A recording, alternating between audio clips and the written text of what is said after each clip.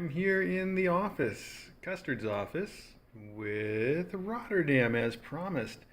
I know it took a while for this to happen, but he took a big, long nap this afternoon, which is really good for me because it meant I got a chance to sort of get away and do my own thing for a while and without him complaining at the door. So that was convenient.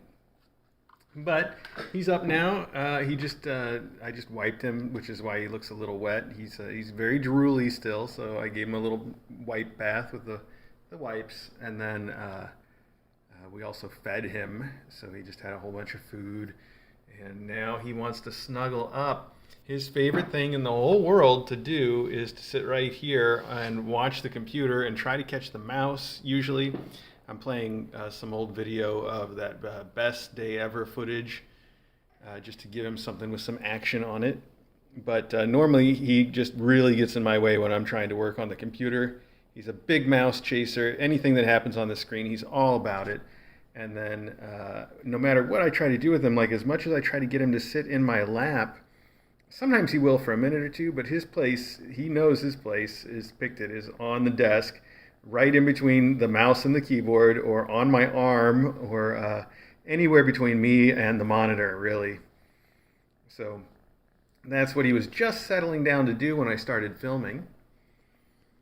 But I definitely wanted to take care of this before he gets too settled in, because I'd like him to take a nap, but another nap, I guess I should say. But I'd also like to show you how excited he gets to play with stuff right now. And I also want to be quiet for a minute and see if you can hear. He just purrs constantly. Oh, and I also wanted to show you one other thing. Let's see if we can get him to do it, which is he loves to rub up on my chin when I'm not paying enough attention to him. Now you're not going to do what I want, though, are you? Just like that, except a lot more of it. Imagine that times a whole bunch. That's the best I can do for you right now, though. He's got his own thing he's doing.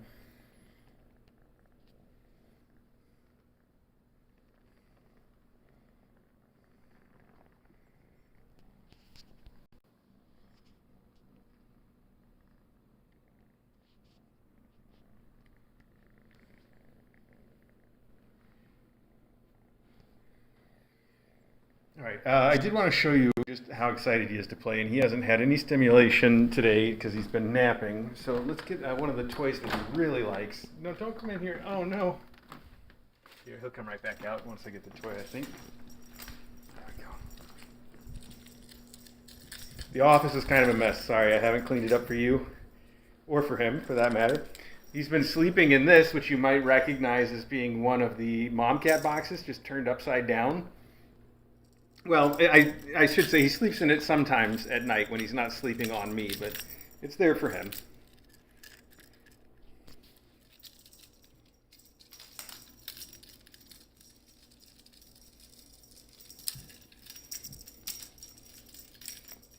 So this does not seem like a kitten that is at all feeling poorly, does it?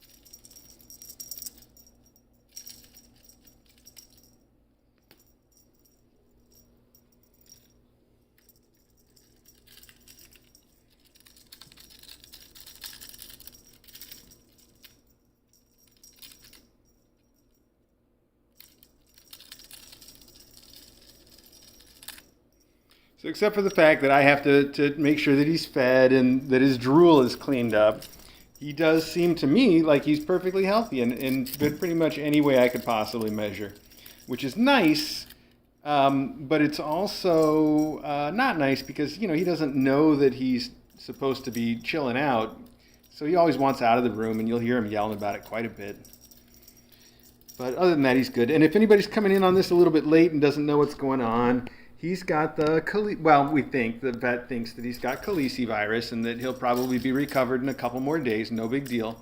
But we're trying real hard to keep it from possibly spreading to anybody else, and that's why he's got to be isolated for now. That's it. That's the short story version. No big deal.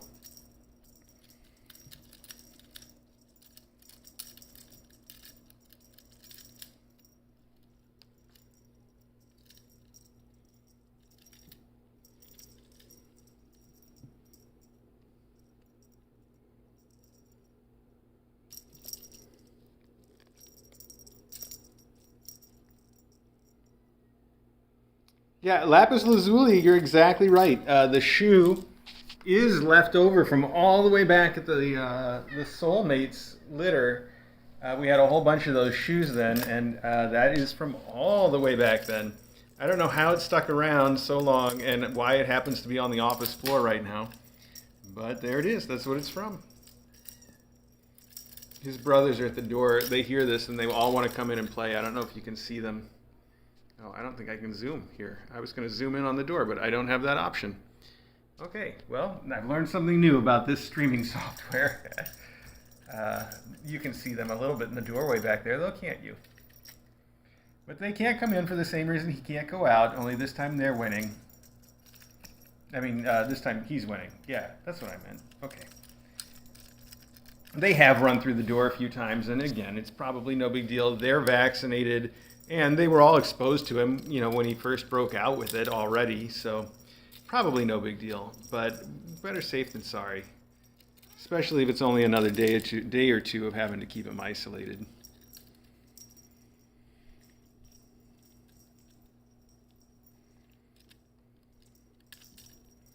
I should go ahead and mention the fact that I got word from the Danbury Animal Welfare Society. They're the ones who help us find all of our cats and manage the adoptions of all of the cats and kittens. That they have adopters for all of the oranges and millet, and that includes port. So everybody has, almost everybody has their adopters. I think they're still waiting for official confirmation from the people they picked out to adopt a couple of the kittens, but everybody else is for sure, and the last one's just kind of a formality as far as we know. And I can't remember all the groups off of the top of my head, but I can remember the fact that Sid and Millet are going to be adopted together, and I think everybody will be glad to hear that Sid and Millet are going to be going together. Port's going alone, but to a house with other cats that she'll be able to hang out with, and she'll be perfect for that. She gets along so well with the faculty. And then there are some other groupings, but I don't think I could name them off the top of my head without risking getting them wrong, so I'm not going to take that chance. Oh, thanks. You guys have it because I posted it all on the Discord already, so some people already know. Hal and Ant are going together. Yes, that's correct. Rio, I remember, is going by himself. Bombay is going by himself. And then the one that's not confirmed yet is, we believe that Rotterdam and Puget are going to be adopted together, which is, if that actually happens, those adopters are in for the floofiest time, because I think that Rotterdam and Puget are both already very floofy, but I think they're both just going to explode like some previous cats have. I'm thinking of from Chili's class. Come on, why is my brain not working? Garbanzo is the one I'm thinking of, and how floofy he got, or some of the others too. I think Monkey kind of floofed out, didn't he?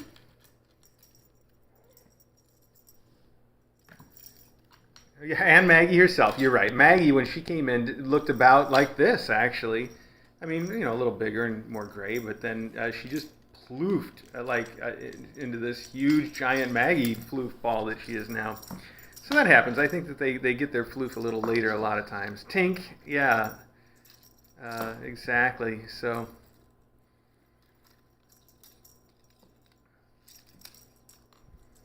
yeah, my guess is that both Rotterdam and Puget are going to really floof out. Like, I think we haven't even seen the beginning of how floofy they're going to be. And if they actually end up getting adopted together, that person is going to need the industrial vacuum cleaner. Oh, and also the that Lily brush thing that we were sent in the mailbag. That thing really works. They call it the Lily brush, I think. It's just a little piece of basically a little piece of rubber that's shaped like a card and used to scrape hair off of chairs and things. I was pretty skeptical, but I use it all the time now. It's awesome. DJ loved it so much. I was showing it to her the other day, the Lily brush thing, and she loved it so much that she went and cleaned like every chair in the house, and even the little cat bed that Millet likes and all that stuff. It's ridiculous. Speaking of brushing cats, I have also been brushing our little Rotterdam. because again, his tongue's the only thing that's not working. You can see everything else is working great, but his tongue's having some issues. So not so great at cleaning himself right now. And he likes the brushing, so that's convenient. It's good to know that since he'll probably have a lifetime with a lot of brushings in it, that he's good for it. Come on, buddy, come out of the closet. You can't be in there. I can't show you the closet. I just want to tell you something about it.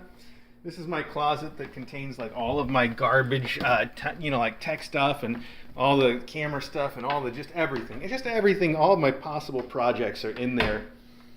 And that's one reason I can't show it to you. Is there's just too much stuff, and it's not made for video. But the real reason I can't show it to you is the other day, I accidentally left the door open a little bit, and Custard went in there and jumped up on the shelves that are in there, and knocked two of the shelves down and everything off of them. It just fell into like a giant pile in the middle of the closet, and I haven't picked it up yet. And so there's still just a giant pile of everything. It's pretty bad. So I'm not going to show you that, but now you've heard all about it. So this is the DJ's favorite cat brush, and it's I guess also Rotterdam's. It's the only one he's ever seen. He's in play mode now though, but he does do the brushing pretty well. He wants to go back in there. He's got some food options right there for him to eat, but he doesn't really eat them. Sometimes he goes over and sniffs them, and that's how I know it's time to feed him. But with his tongue not working right,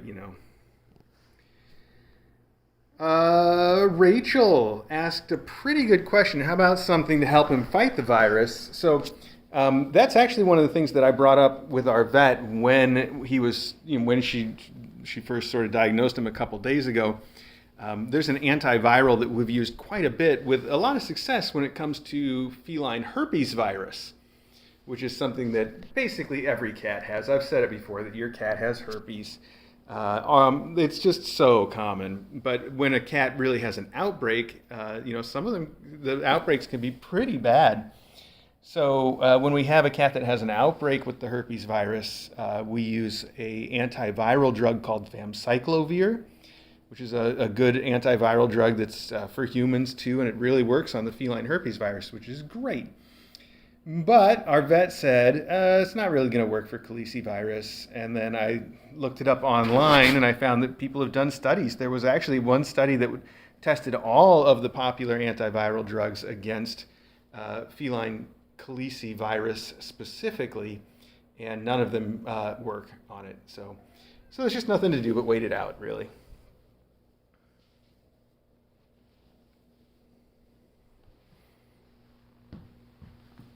All right. Well, anyway, I just wanted to show you guys Rotterdam and show you that he's doing fine. His tongue's not working right. He drools a bit. But, you can't blame somebody for that. I've had those same problems. And other than that, you can tell he's just being a kitten in here on his own for now. I think I mentioned in the earlier close-up for today that DJ looked online, and cats that are partially vaccinated like he is and still get the calicivirus like he did and have the ulcers like he does typically recover after 4 or 5 days. So if that's the case for him, he's right on course to be done with it by the end of the weekend for sure.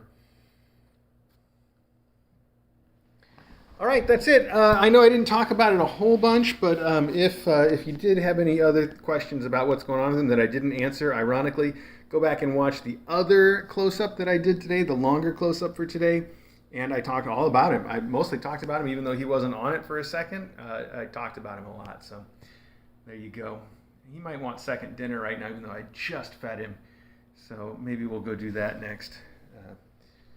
That's it. Thanks, everybody, and I'll see all of you later on.